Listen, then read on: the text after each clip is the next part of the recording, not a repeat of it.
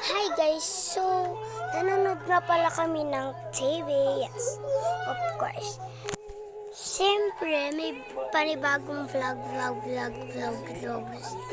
na naman guys. So guys, for today's video, ipaprank ko nga pala yung kapatid ko. Kunyari, dumudugo yung kamay ko. Yes, of course. So, gagamitin ko is, alam nyo na. Kaya, wait lang po. Iwanan ko na lang muna po kayo dyan. Diba po?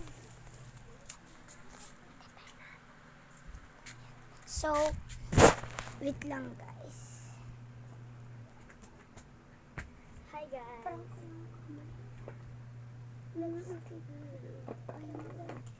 So, ito po pala yung gagamitin ko pang prank sa kanila guys.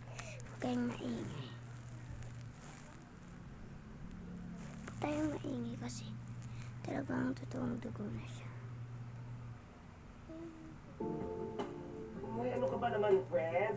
Halos 20 years ka nang umaasa at naghihintay. Kung para talaga kayo sa isa't isa, sana noon pa. Kaya awat na ha? Tigilan ang ilusyon na meant to be kayo ituman, ha? So, ilalagay ko to sa Kaibigan talaga sa face Salamat, friend, na. ha? Totoo yan. Sinampal Dahil ang ako. kaibigan nagsasabi ng Wala, sinampal. katotohanan. Ewan ko ba kung ano nakita mo dyan sa tuman na yan? Yun nga, oh, feeling gwapo. Ewan ko ba, ba't pati nabaliw ka dyan? Alam mo, friend, hindi mo kaya i-explain ang true love. At hindi mo rin kayang explain ang obsession. Isa na yung kabaliwan. Oh, Kunyari so naman. wala na ba si Kimberly? Si Kimberly, Sayo naman to ng sayaw. maganda, So, yun. morena, matangkad. Abang na lang po kayo sa part 2 guys.